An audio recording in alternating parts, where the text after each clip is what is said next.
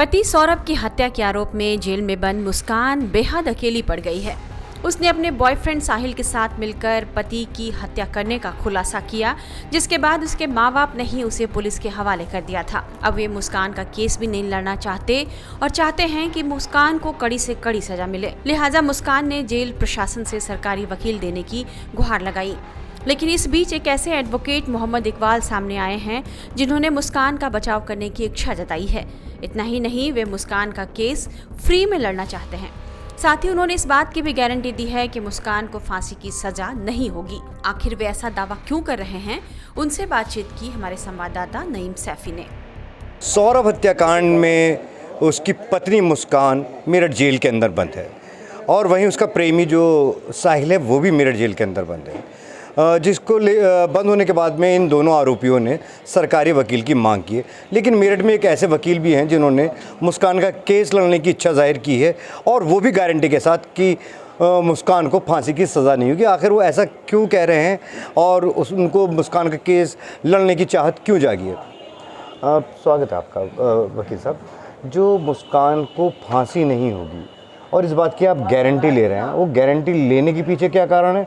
और मुस्कान का केस लड़ने की भी आपने इच्छा जाहिर की है, वो इच्छा आपके अंदर क्यों जागी? आपको क्यों ऐसा लगता है कि मुस्कान का केस लड़ना चाहिए?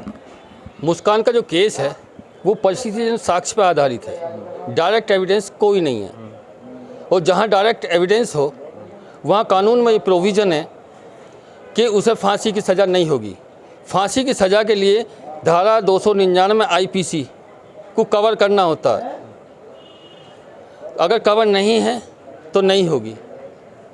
तो जो मेरठ पुलिस ने इतने साक्ष्य इकट्ठे किए हैं, वो ड्रम मिल गया आला कत्ल, उसके अंदर वो जो चाकू था वो मिल गया है, उसने अपने मुंह से कबूलनामा कर लिया है, उसने भी और उसके प्रेमी साहिल ने भी कर लिया है। तो इसके अंदर कौन से ऐसे एविडेंस है जिसकी कमी रह रही, जिस वजह से उसको फांसी की सज़ा नहीं हो पाएगी?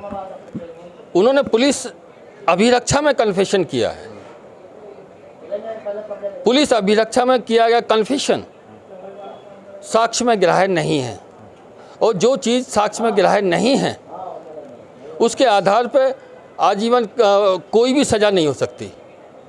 उसे के लिए पुलिस को साबित करना कि जो परिस्थिति साक्ष्य से डायरेक्ट एविडेंस कोई नहीं है, ये कोई गवाह नहीं है कि इन दोनों ने हमारे सामने उसे मारा है, इस चीज़ का कोई गवाह नहीं है।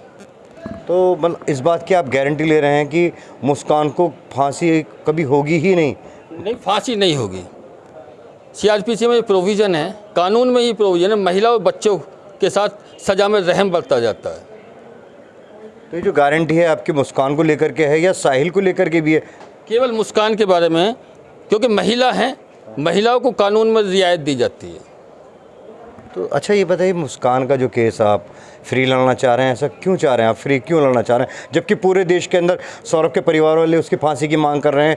पूरे देश का जिसने भी इस केस को सुना, हर कोई वो मुस्कान और उसके प्रेमी साहिल की फांसी की सज़ा की मांग कर रहे हैं और आप उनका केस लड़ने की बात कर रहे हैं, वो भी फ्री में।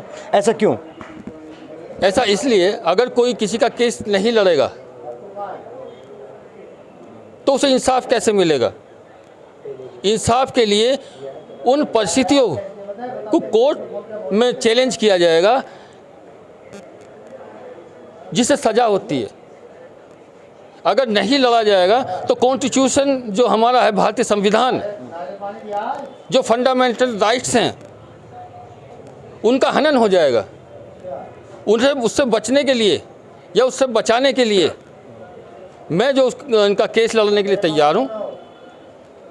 अच्छा, मुस्कान और साहिल ने तो सरकारी वकील की मांग कर ली है, तो जो सरकारी वकील हैं कि वो भी उनको फांसी की सज़ा से बचा पाएंगे या नहीं? बिल्कुल बचा पाएंगे, लेकिन अगर वो ये कहेंगी और मेरे वकालतनामे पर दस्तखत करेंगे तभी मैं केस लड़ सकता हूँ, उससे पहले मैं केस नहीं लड़ सकता। अब हम आपको मिलवाते हैं मुस्कान के माता पिता से, जो न केवल अपनी बेटी को सजा देने बल्कि अपने दामाद के लिए भी न्याय की मांग कर रहे हैं। मुस्कान के माता पिता से कुछ दिनों पहले बात की थी हमारे संवाददाता अनुज मिश्रा ने। पिता मौजूद हैं। सर, आपसे समझना चाहेंगे, जानना चाहेंगे, कब आप लोगों को चीज़ें पता चली? मुस्कान यहाँ पर जब आई, क्या हुआ था? तो एक ब्रीफ में हमें थोड़ा सा बता दीजिए। मेरी बेटी खुद आकर मेरे घर पर बोली है ये सब। अच्छा, उसके बाद मैं उसे थाने ले गया। कितनी तारीख को आई थी और आई तो 17 की रात को आई थी अपने रूम पर और 18 के 4 बजे आई है वो यहाँ पर बताने के लिए कि मेरे से ऐसा हो गया है। पहले तो रिश्तेदारों के बारे में बताया था ना कि रिश्तेदार हाँ, पहले किसी और का बोल रही थी, फिर उसे मैंने बिलीव में लिया है, उसके बाद उनने बोली है सच्चाई, बिलीव में लेने के बाद। आप लोगों को क्या इससे पहले पता था कि साहिल से वो बात करती है या ये सब? नहीं पता था। साहिल के बारे में कब पता चला आप लोगों को? हमारे दामाद ने बताया था, ये सोशल मीडिया पे थे दोनों। क्लास फेलो थे दोनों, 8th क्लास में क्लास फेलो थे 2019 में। अब शुभ ही नहीं बताया है हमें नहीं पता थी ये बात कि 2019 में सोशल मीडिया पे टच में आए दोनों। और सौरभ को पता था इनके फ्रेंडशिप के बारे में, इनकी व्हाट्सएप चैट के बारे में पता था सारा सौरभ को, वो भी फ्रेंड समझ रहे थे। हमें भी जब हमने कहा सौरभ ऑब्जेक्शन नहीं ले रहे सौरभ, तो अब हम कौन बोल सकते हैं, हम पेरेंट्स हैं, पहले तो सौरभ को लेना चाहिए। बस इतना जरूर हमने कही थी, सौरभ आप जा रहे हो लंदन तो उसे हमारे पास छोड़ के जाओ। कह रहे नहीं मुझे उस पर बिलीव है, मैं मम्मी पापा का घर छोड़ आया, केवल वो खुश रहना चाहती है अकेले, वो अकेले ही खुश रहना चाहती, उन्हें वो ब्लाइंड लव करते थे, वो जैसे कहती थी बस वैसे ही बोलते थे। उस दिन भी आई तो सबसे पहले गले से आपके लिपटी। हाँ, मेरे से चिपट के वो रोने लगी। मैंने कहा बेटा क्या हो गया तुम्हारी, अब की बार ऐसी लड़ाई हुई जो तुम रो रहे हो? कह रही नहीं मम्मी। तो मैंने कहा क्यों रो रहे हो? तब उनने मेरे को बताया सौरभ नहीं रहे।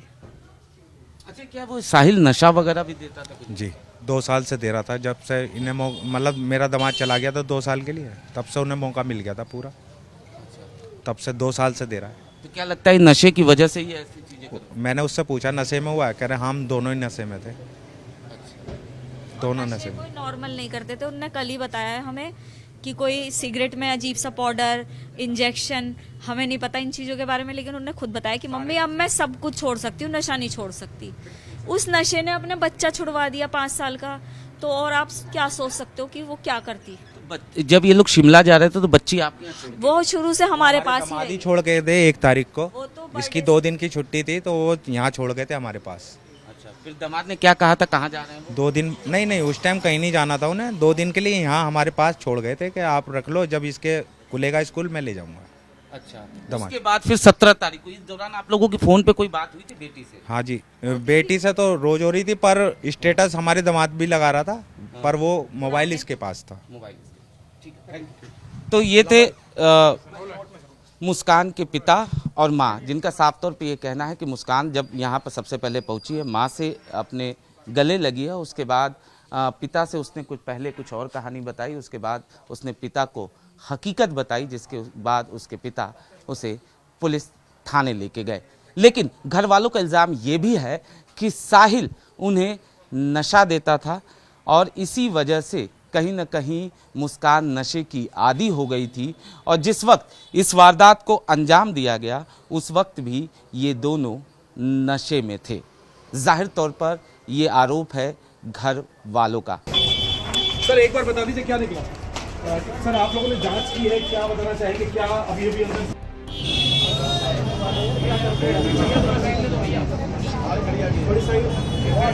रास्ता बनवा दो।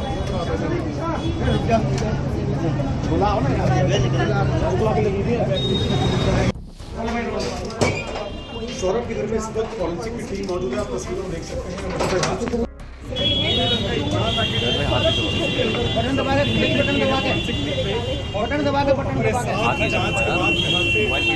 लेकर निकल रही हत्याकांड को अंजाम दिया गया। फॉरेंसिक की टीम यहाँ पर पहुंची, सूटकेस जो वहाँ पर बेड पर पड़े हुए थे सूटकेस को उठाया गया और इन सभी चीजों की जांच करने के बाद फिलहाल उसके बाद जांच के लिए आगे भेजा जाएगा। कैमरामैन से के साथ